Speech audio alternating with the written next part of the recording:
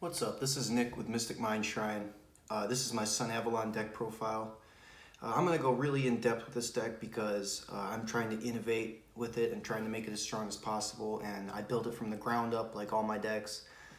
I put a lot of thought into every single card and every choice that I made in this deck, and I have a lot to say about it. If you just want to see the deck profile, you can either just scroll through the video or watch it on MCO40's channel. This video is for people who want to learn why the deck is built the way it is and how to play it, and in-depth interactions, and I'll even show you the extra link combo that I do. So starting off with the monsters, 3 Rescue Rabbit. This is your best normal summon, one of the best normal summons in the game. This card is really strong. This is your full combo right here that gets you the biggest board possible off of 1 card. If you draw bricks, but you draw this card as your starter, those bricks don't matter because you will have an extra piece. This gets you 2 pieces, 2 combo pieces from the deck, 2 of the seed.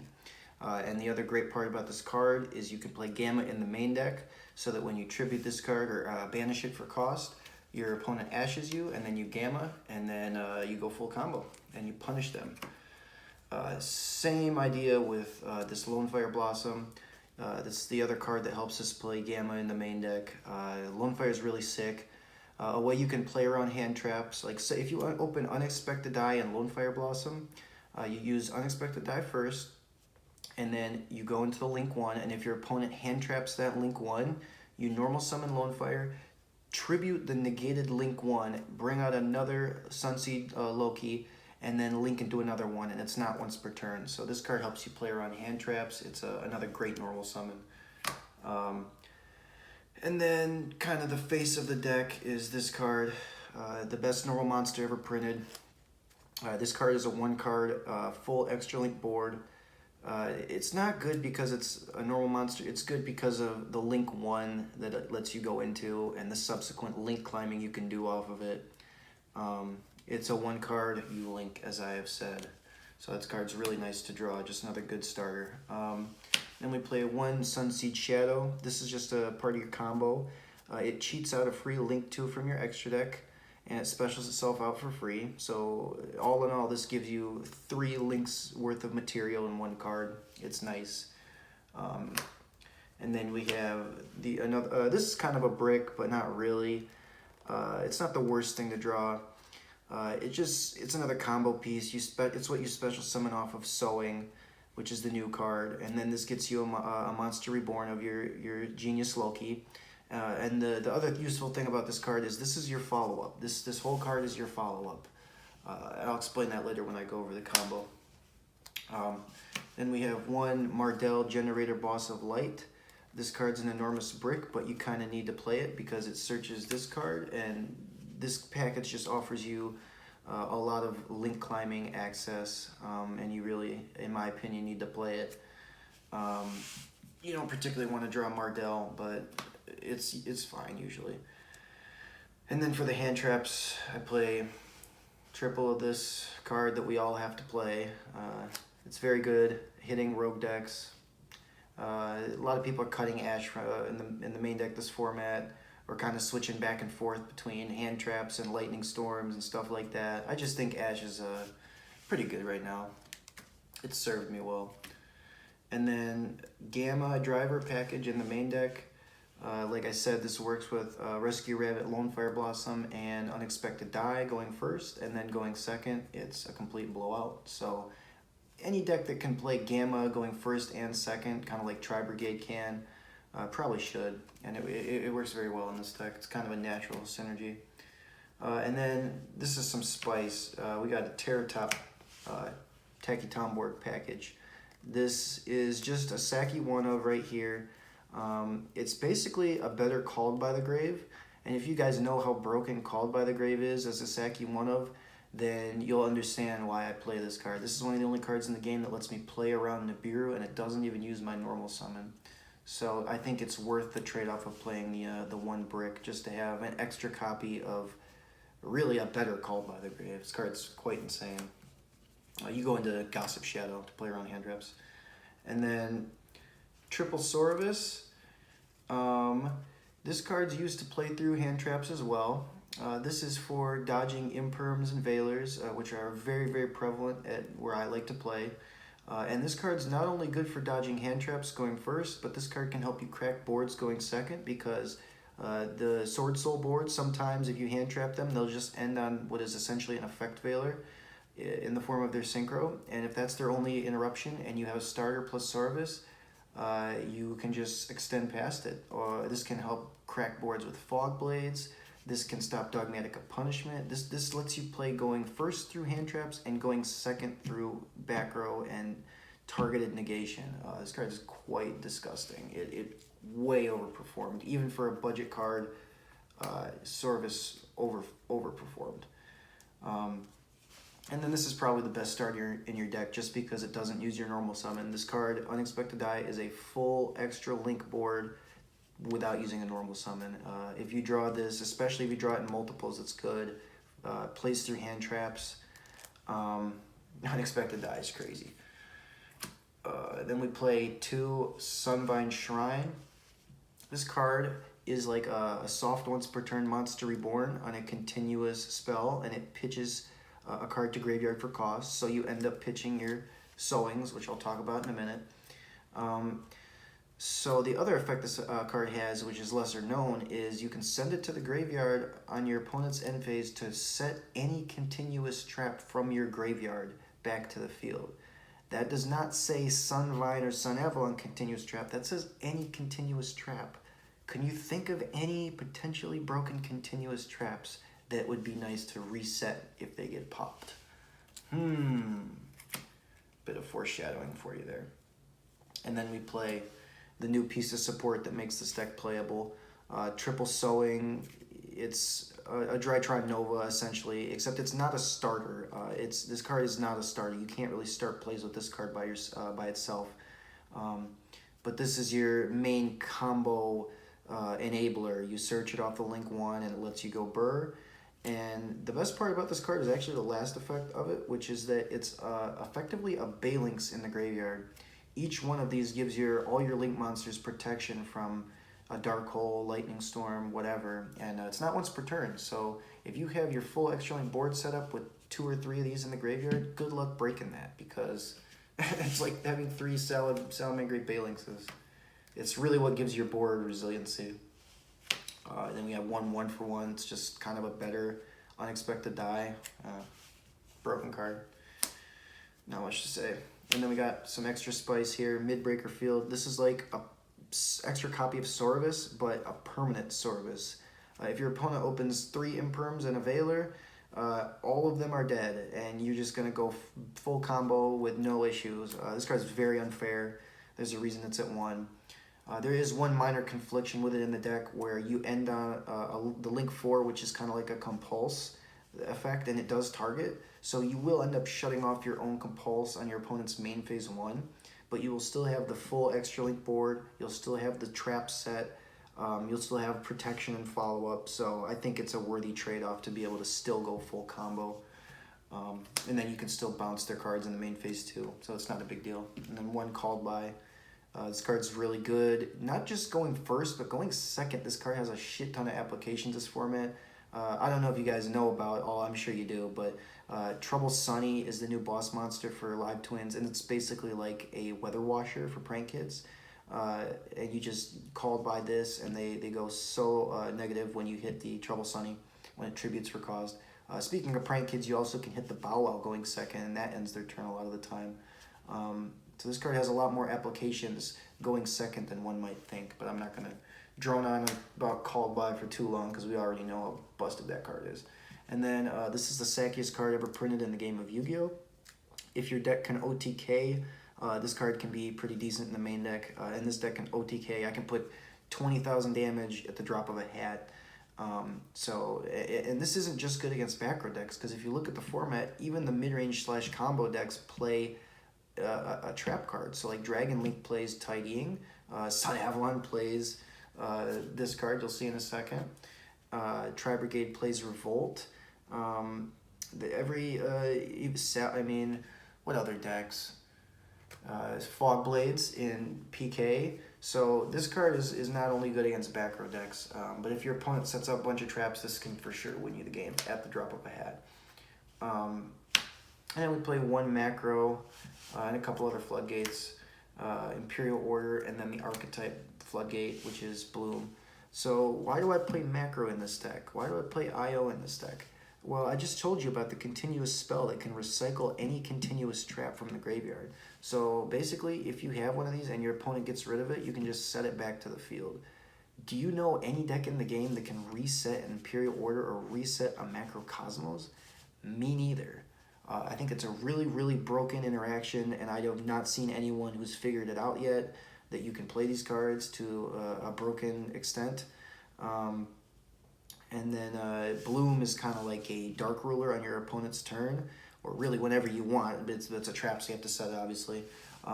It's not a permanent, it's not a continuous negate, but it does permanently negate whatever monsters you hit with it. So that is really nice to be able to permanently blanket negate like 4 monsters if your opponent has 4 on the board, and then you don't have to worry about any of their effects. And then you can, if your opponent pops it, you can reuse it with Shrine. And the other thing this card does is it's kind of a battle trap, which can definitely come up. It can boost attacks and either help you OTK or surprise your opponent. Let me check something.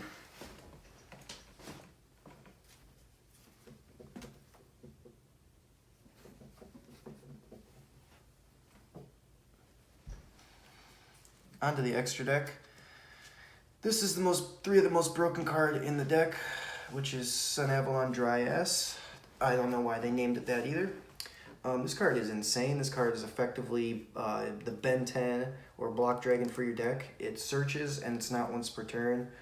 And in my combo, I recycle this card mid-combo, so I will end up getting 4 total searches off of this card. This card is really what makes this deck work. It's quite broken, and people always have to read it like, wait, it's not once per turn? Nope. Card's busted, man. And then we play 1 healer. This is just kind of part of your combo. It can help you in time. It heals you, as the name implies. And you need your life points to be higher than your opponent to use the Aromatherapy cards and get their effects. So if this gets negated, it actually hurts your combo, believe it or not. Having the same amount of life points than your opponent rather than more of them significantly impacts your combo. So just keep that in mind. And this is a piece of spice we have right here. This is really, really spicy. I've never seen anyone play this card before. People just look at this card, they skim over what it says. They're like, oh, this card's trash. Don't even play it. I'm not gonna play it. And that's fine, you do you, but I feel like in the Extra Link version, this card is busted, man. Like, it halves battle damage that you would take. Okay, big whoop. But read the last line of text. When this card gets destroyed, you end the battle phase. It's flashbang. It literally prevents you from getting killed no matter what. Like, this card, when you stack this on your end board, and you have those 3 sowings in graveyard, you have 3 protections, and you get to end the battle phase. This card, no joke, when I topped the other day, this card won me 3 games on its own. Busted card, man. Don't sleep on Gardna. And then you got 2 copies of Thrasher. This card's really, really unfair. This is basically your Boral Sword OTK of the deck. You can make this card go to 4K attack very easily. Bring out 2 of them at the drop of a hat. They have a Goyo Gardening effect, so they steal anything they kill. And then you can use the Link 3 in the deck, which I'll show you in a second, to make them attack multiple times. So if you have a full board, you can probably make one of these guys at 4K and make them attack like 3 or 4 times, and then make another one. So you just put ungodly amounts of damage on board at the drop of a hat with this deck. And we play 1 Jasmine. This card's just busted. It gets you specials from deck. It gets you searches. The searches aren't once per turn, but we only play 1 in this deck. You can play more if you want, but just became a space issue. So it's just a combo piece. Very, very strong card. Very strong Link too. And then we play 2 Daphne. This is part of your combo, and its recycling ability is also part of your combo. This is the only like bit of recycling the deck actually has. It's very, very good. It's very strong. You just tribute any monster, which can certainly come in handy. You don't have to tribute plants. You don't have to tribute. It can tribute any monster you control. It actually comes in handy very often. to recycle 2 plant links. So you'll end up using both of these in your combo, one of them to recycle, and the other one you just cheat out with the Shadow as free link 2. Daphne, if this card didn't exist, the deck would have like no recycling power, which would really suck. And then we play 2 Amelias. This card is basically a link version of the continuous spell. It does the exact same thing, where it's a monster reborn for your seed, Genius Loci. It's soft once per turn, and this is the one that can make your Thrasher attack 3 times per turn, and yeah, it's nice, man. And then we play one of each of the boss monsters. Dry Trinite, I'm sure that's not how you pronounce it, but you figure it out. Look at that word. And then 1 Bengalancer. I kind of like Bengalancer, Dry Trinite more because he searches for your trap bloom, and he's indestructible by card effects. He has like an access code type popping effect that doesn't target on your turn. And you can target him with your Thrasher to make the Thrashers get maximum attack. So this card's really good to have on the field. This card's like the source of where your power comes from when it's on the field. And it's hard to get rid of too. You can't attack it, and you can't be destroyed by card effects. So get rid of this. It's going to be a rough time, but if you do it, it's going to hurt me. And then this is the other boss monster. This one, people always tell me this one's the most broken, but I definitely like this one more. But this one's good too. This one's like a compulse. He's kind of restrictive, like the monster needs to have attack points because he takes damage from it, which is actually good because you take the damage and then you gain it back with this card, and then this card cheats out extract monsters just for free whenever you take damage. So it synchronizes with that. It's just some of the restrictions. It has to be in your main phase, or in the main phase. The monster has have to have attack. It has to be an effect monster.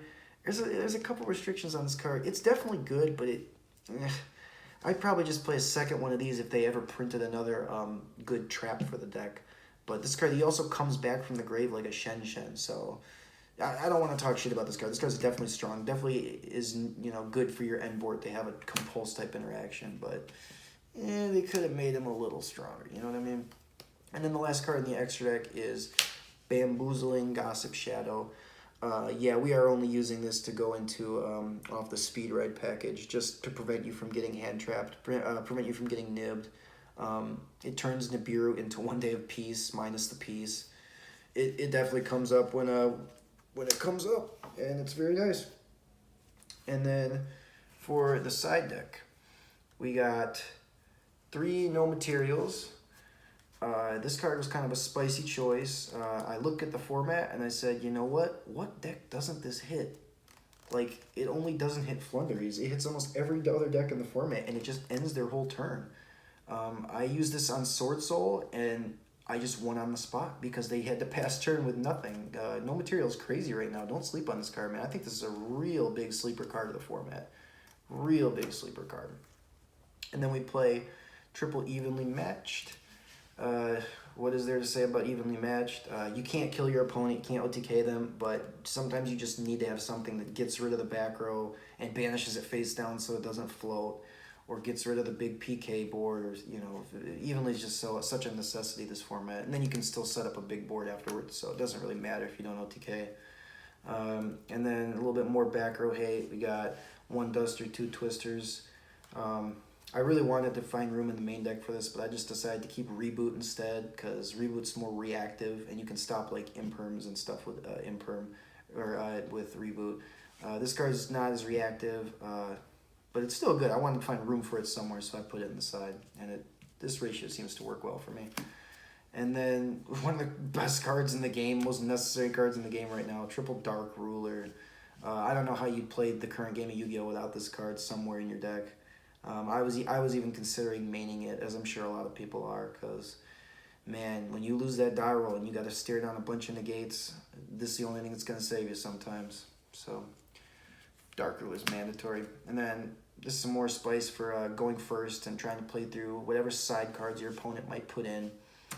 And it's very budget, too. It's Dragged Down to the Grave. You guys may have seen it on my other deck profile, which is Adignisters. This card treats me well in any deck that does a decent combo and pluses a lot, Because you do go a neg off of this card, but when you're playing a deck like Sunavalon that goes like plus 20, like, it doesn't matter. And this is great because it's better than a pointer because you can actually hit hand traps. And you can also hit the Evenlies, the Dark Rulers, the Kaijus, the Lava Golems. Drag Down mostly treats me well, but there is a downside to this card, and sometimes your opponent will just get the luckiest draws off of the effect that makes you draw. Like one time I ripped a Veiler and they top decked Nibiru, and I mean that's the risk you take, man. You take that same kind of risk whatever cards you play, but getting a guaranteed look at their hand and a guaranteed rip out of their hand is usually all it takes to win. And that's the deck profile. I'll show you the combo in a second. Combo coming next. Hold your horses. All right, this is the combo off of one Rescue Rabbit. This is one of the highest ceiling combos you can make in this version of the deck. You start off by normal summoning Rabbit, effective Rabbit, banish itself for cost to special summon 2 normal monsters from deck. You're going to special summon Genius. Let's put him right here. And Genius. And then you're going to link this one off for the best card in your deck, which is Sunavalon Dryas. Dryas effect will trigger. You will search. You're going to search for your Sunvine Sowing. Then you're going to activate Sowing, pay 1,000 life points for effect, not for cost, to special summon the Twin from deck. And then you're going to do Chain Link 1, Chain Link 2. Dryas will gain back the life points you took from the Sowing, and he'll cheat out a copy of Sunvine Healer. And then this effect will resolve. Twin will revive your other seed over here. And then Healer target Dryas, you will gain 300 life points. So now you're at 83, which is important to the rest of your combo. Then you link off these two for Jasmine. Jasmine effect, Tribute Twin, special from deck. You're going to special out your Generator. Generator effect will trigger to search. You'll search Laurel. Laurel effect will special itself since you now have more life points than your opponent. And then you'll link these two into Daphne. Laurel effect will trigger Engrave. Triggers Jasmine. Gets another search.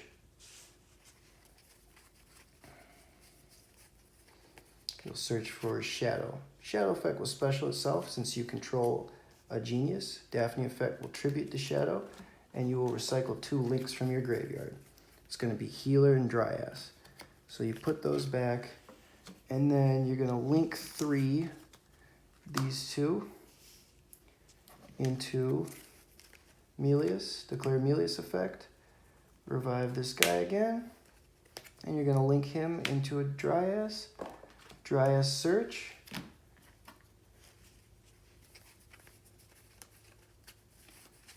Where's this Sowing? There we go. Or not a no Sowing. Excuse me. You're going to want to get Shrine this time. Shrine. And then you're going to use the effect of Shadow in the graveyard. Banish itself. Target Daphne. And you're going to special summon out a second copy of Daphne, but negate it. And then you're going to link this Daphne and this Dryas right here, and you're going to use Melius effect again, soft once per turn, bringing back this normal monster, and you're going to have 2 free link materials for 2 more Dryases.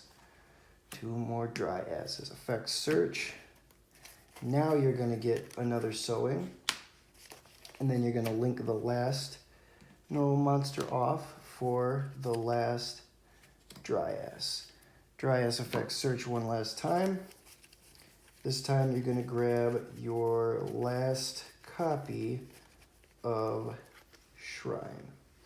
So these are all in hand. And from this point, you're going to activate Shrine's effect, pitch to Sowing for cost, Shrine effect to revive another normal monster, and link the normal monster, or link the Melius and the Daphne into Big Tree, number 1. Effect of him, he's going to search. Noticing a pattern, this deck kind of dies to draw. Search for Bloom, and link these two into your Bengal Lancer. And then you're going to use your last shrine, pitching whatever card you have in your hand for Genius, and link him into Gardna. And this will be your full end board. As you can see, you have a U-Link, so your opponent cannot use their link monsters at all, or their link zones at all. You have several layers of protection and layers of follow-up that I will go through. So starting off with Dryas, and Drana Trinite, they cannot be attacked. Your opponent cannot attack them, and then if you do take any damage, Dryas will go Chain Link 1, 2, and you'll gain back the damage you took 2 times, so you'll end up gaining life points overall, and each of them will special summon out a monster from the extra deck. And since you only have one zone, you're only going to special out the one. You can either summon out the Healer or the Thrasher to either gain life points or get a big beater on field. So your opponent's not going to want to attack you, and if they do decide to try to kill you, Gardna will have all battle damage that you take. Remember, these are the only 2 that can be attacked, and this one has the battle damage, and then when it goes to the graveyard, it ends the battle phase, so there's just no way you're going to die with this card on the field. This card is a compulse, and you can also trigger these guys because he has to take damage to do his bounce. So you can trigger these guys to gain life points and special summon stuff from the extra deck remotely by compulsing your opponent. So you are going to be plussing a good amount off of this. And then for your follow-up for next turn, you have Shrine ×2. So you have 2 revives on the next turn. You have your Interruption in Bloom, which is a skill drain type trap or Dark Ruler type trap. And then in your graveyard, you have all these seeds that you can revive with the Shrine. You have 1 and 2 Sowing. That's 2 Balinxes, effectively, to protect all your link monsters from destruction. So your opponent activates Lightning Storm, just banish that seed, and your whole board is saved. And then the other piece of follow-up you have is Sunseed Twin. So what this card does is really good, because a lot of times you need to clear this zone to make a Thrasher to OTK your opponent. So this card says banish it and the link for cost. And then you special out from your graveyard any link that you have 2 of the same name of. So you either bring out Melius or Daphne, and really what you do is bring out Daphne. And then you use this for your follow-up, bringing out another seed. And then on your following turn, you can go into this and kill your opponent. So that's the board. It has a lot of follow-up, a lot of protection. Even if your opponent's deck doesn't lose to the extra link, they're still probably not going to be able to kill you just through all the stuff that you have. And you will be able to kill them very easily at the drop of a hat if they let you survive till next turn. So this deck is very strong when it can make its full board. It's almost unbeatable when you make the full board. The problem is getting to that board without getting interrupted. But that is the combo. I hope you guys enjoyed the video. I'm not going to tell you to like and subscribe, because if you liked, you'll subscribe. And if you enjoy my videos, then I won't need to badger you with stupid crap like that. So just remember that the earth is flat, and don't take the microchip. This is Mystic Mind Shrine. This is Nick signing out. Keep it cancerous, keep it stunned, blah, blah, blah, blah, blah, blah, blah. You know the damn drill.